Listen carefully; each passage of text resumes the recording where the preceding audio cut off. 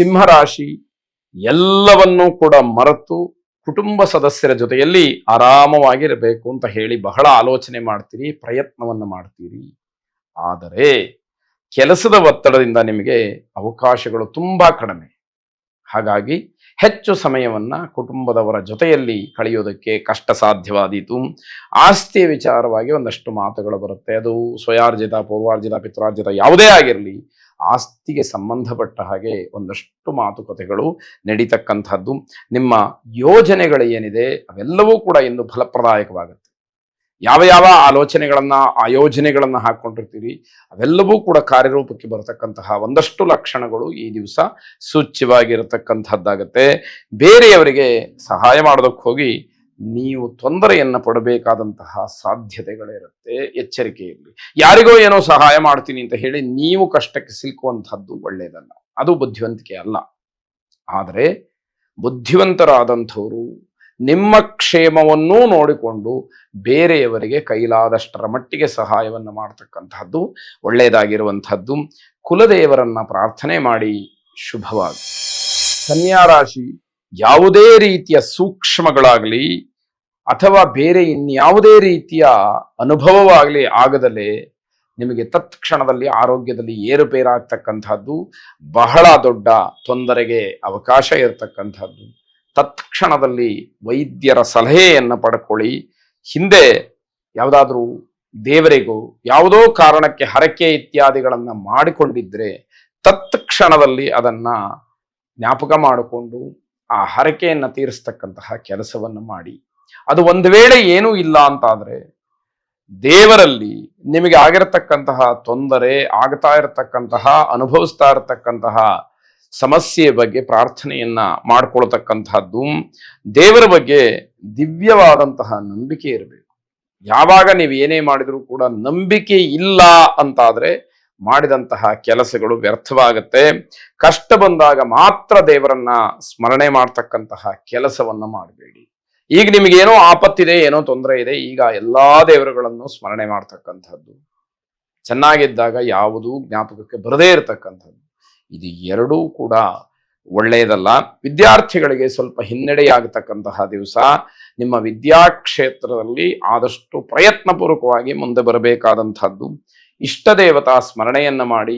ಯಾರು ನಿಮಗೆ ಇಷ್ಟವಾದಂತಹ ದೇವತೆನೋ ಆ ದೇವರ ಸ್ಮರಣೆಯನ್ನ ಮಾಡಿ ಭಗವದ್ ಅನುಗ್ರಹಕ್ಕೆ ಪಾತ್ರರಾಗಿ ಶುಭವಾಗಿ. ತುಲಾರಾಶಿ ಯೋಗ್ಯವಲ್ಲದೆ ಇರತಕ್ಕಂತಹ ಕೆಲಸದಲ್ಲಿ ಭಾಗಿಗಳಾಗಬೇಡಿ. ಯಾವ ಕೆಲಸ ನಿಮ್ಮ ಯೋಗ್ಯತೆಗೆ ಅಲ್ಲವೋ ಅಂತಹ ಕೆಲಸಗಳು ಬೇಡವೇ ಬೇಡ, ಅದನ್ನು ದೂರ ಮಾಡಿಬಿಡಿ. ಅದರಿಂದ ಅಂತರವನ್ನು ಕಾಯ್ದುಕೊಳ್ಳಿ. ಯಾರನ್ನೂ ಕೂಡ ನಂಬಿ ಮೋಸ ಹೋಗಬೇಡಿ. ಒಂದಷ್ಟು ಜನವನ್ನು ನಂಬಬೇಕಾಗತ್ತೆ. ಅದಕ್ಕೆ ಒಂದು ತನ್ನದೇ ಆದಂತಹ ಒಂದು ಪರಿಮಿತಿ ಇರುತ್ತೆ. ಇಡೀ ಲೋಕ ಜಗತ್ತು ನಂಬಿಕೆಯ ಮೇಲೆ ನಿಂತಿರುವಂತಹದ್ದು. ಆದರೆ ಯಾವುದಕ್ಕೂ ಕೂಡ ಎಲ್ಲೆ ಮೀರಿ ಹೋಗಬಾರದು ಅಂತಕ್ಕಂಥದ್ದು. ಹಣ ಉಳಿಸೋದಕ್ಕೆ ಸ್ವಲ್ಪ ಪ್ರಯತ್ನವನ್ನು ಮಾಡಿ. ಧಾರಾಳವಾದಂತಹ ಕೈ, ಎಷ್ಟು ಬಂದರೂ ಕೂಡ ಸಾಕಾಗದೇ ಇರತಕ್ಕಂಥದ್ದು. ನೀವು ಮಾಡ್ತಕ್ಕಂತಹ ಕೆಲಸ ಒಂದೊಂದು ಸಾರಿ ನಿಮಗೇ ಸಮಾಧಾನ ಆಗೋದಿಲ್ಲ. ಇನ್ನೊಂದಷ್ಟು ಮತ್ತೊಂದಷ್ಟು ಚೆನ್ನಾಗಿ ಮಾಡಬೇಕಾಗಿತ್ತು ಅನ್ನುವಂತಹ ಭಾವನೆ, ಆ ತುಡಿತ ನಿಮ್ಮಲ್ಲಿ ಇರತಕ್ಕಂಥದ್ದಾಗತ್ತೆ. ಬೇರೆ ಕೆಲಸಕ್ಕೆ ಈ ದಿವಸ ಪ್ರಯತ್ನವನ್ನು ಮಾಡ್ಬೋದು. ಯಾವುದೋ ಒಂದು ವೃತ್ತಿಯನ್ನು, ನೌಕರಿಯನ್ನು ನೀವು ಮಾಡ್ತಾ ಇರ್ತೀರಿ.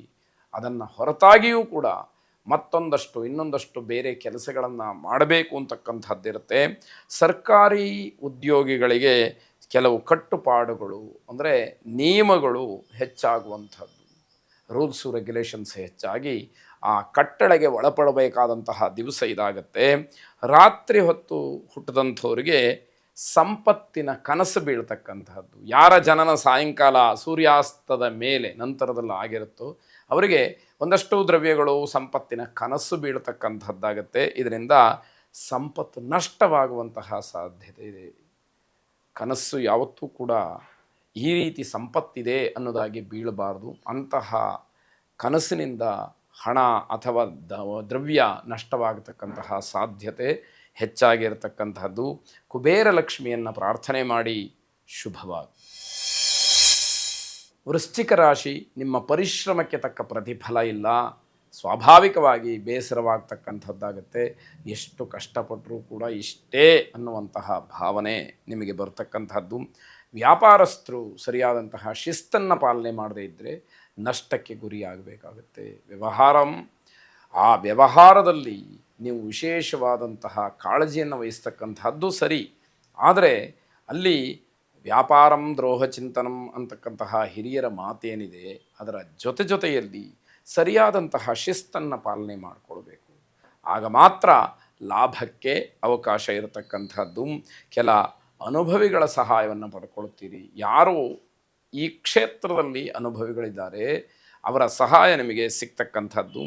ಅಸ್ತಮ ರೋಗಿಗಳಿಗೆ ಈ ದಿವಸ ಆರೋಗ್ಯದ ದೃಷ್ಟಿಯಿಂದ ತುಂಬ ತೊಂದರೆಗಳಾಗುವಂತಹ ಸಾಧ್ಯತೆ ಇದೆ. ಆದ್ದರಿಂದ ಮುಂಚೆನೇ ಅದು ಜನ್ಮತಃ ಅಥವಾ ಆಜೀವ ಪರ್ಯಂತವಾಗಿ ಇರತಕ್ಕಂತಹ ರೋಗ, ಅದನ್ನು ನಿವಾರಣೆ ಮಾಡಿಕೊಳ್ಳೋದಕ್ಕೆ ಹೆಚ್ಚಿನ ಪ್ರಯತ್ನವನ್ನು ಮಾಡಬೇಕು.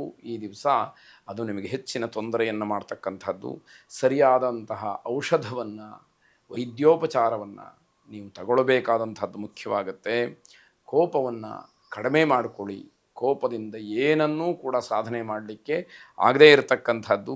ಅಧಿಕಾರಕ್ಕಾಗಿ ಏನೋ ಒಂದಷ್ಟು ಪ್ರಯತ್ನಗಳನ್ನು ಮಾಡ್ತೀರಿ, ಪ್ರಯೋಜನ ಆಗೋದಿಲ್ಲ. ನನಗೂ ಈ ಅಧಿಕಾರ ಸಿಕ್ಕಬೇಕು, ಈ ಸ್ಥಾನಮಾನ ಸಿಕ್ಕಬೇಕು, ನನ್ನ ಮಾತನ್ನು ಒಂದಷ್ಟು ಜನ ಕೇಳಬೇಕು, ನನ್ನ ಹಿಂಬಾಲಕರಾಗಬೇಕು ಅಂತ ಹೇಳಿ ನಿಮ್ಮ ಪ್ರಯತ್ನಗಳು ನಡೆಯುತ್ತೆ ನಿರಂತರವಾಗಿ. ಆದರೆ ಯಾವುದೇ ರೀತಿಯ ಪ್ರಯೋಜನಗಳು ಆಗದೇ ಇರತಕ್ಕಂಥದ್ದು.